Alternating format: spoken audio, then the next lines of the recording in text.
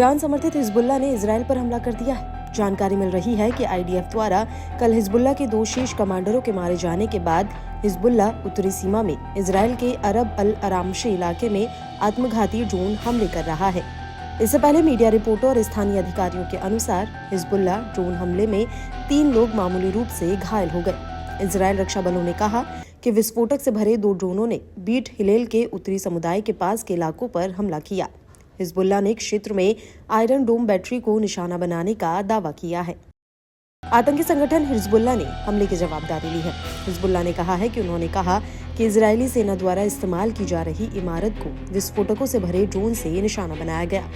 हमले के बाद शहर को खाली करा लिया गया है। इस हमले के दौरान चेतावनी सायरन नहीं बजा। आईडीएफ जांच कर रहा था कि हमले से पहले अलार्म क्यों सक्रिय नहीं किए गए और ड्रोन को क्यों नहीं रोका गया।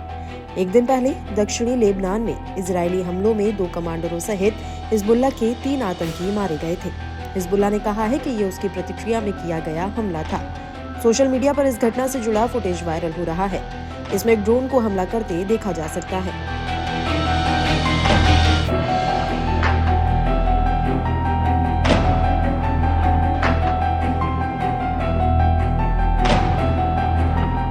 आतंकी समूह ने हाल के महीनों में इसी तरह के दावे किए हैं, जिन्हें आईडीएफ ने खोखला दावा बताकर खारिज कर दिया।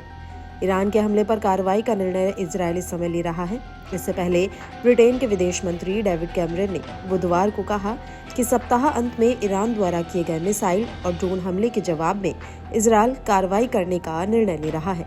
इस बीच ईरान ने चेतावनी दी कि उसके क्षेत्र में किसी छोटे से हमले का भी कठोर जवाब दिया जाएगा। इजरायल ने ईरान के अभूतपूर्व हमले का जवाब देने का संकल्प लिया है, लेकिन इस बारे में कुछ नहीं कहा है कि कार्रवाई कब और कैसे की जाएगी। गाजा में जारी युद्ध के चलते महीनों की अशांति के बाद नए घटनाक्रम से क्षेत्र में और अधिक अशांति की आशंका उत्पन्न हो गई है। ईरान के हमले को नाकाम करने में मदद करने वाले इजरायल के सबसे करीबी सहयोगी अमेरिका और ब्रिटेन हालात और खराब न होने देने की कोशिश कर रहे हैं।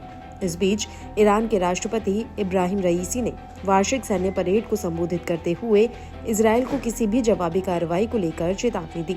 संभवतः इजरायल की जवाबी कार्रवाई के डर से इस सैन्य परेड का टेलीविजन पर प्रसारण नहीं किया गया। ईरान की आधिकारिक इरना समाचार एजेंसी ने रईसी के हवाले से कहा कि शनिवार का हमला एक सीमित हमला था और अगर ईरान बड़ा हमला करना चाहता तो इजरायल में कुछ भी नहीं बचता।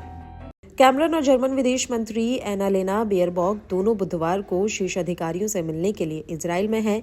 इजरायल के सबसे करीबी सहयोगियों में शामिल ब्रिटेन और जर्मनी ने संयम बरतने का आग्रह किया है।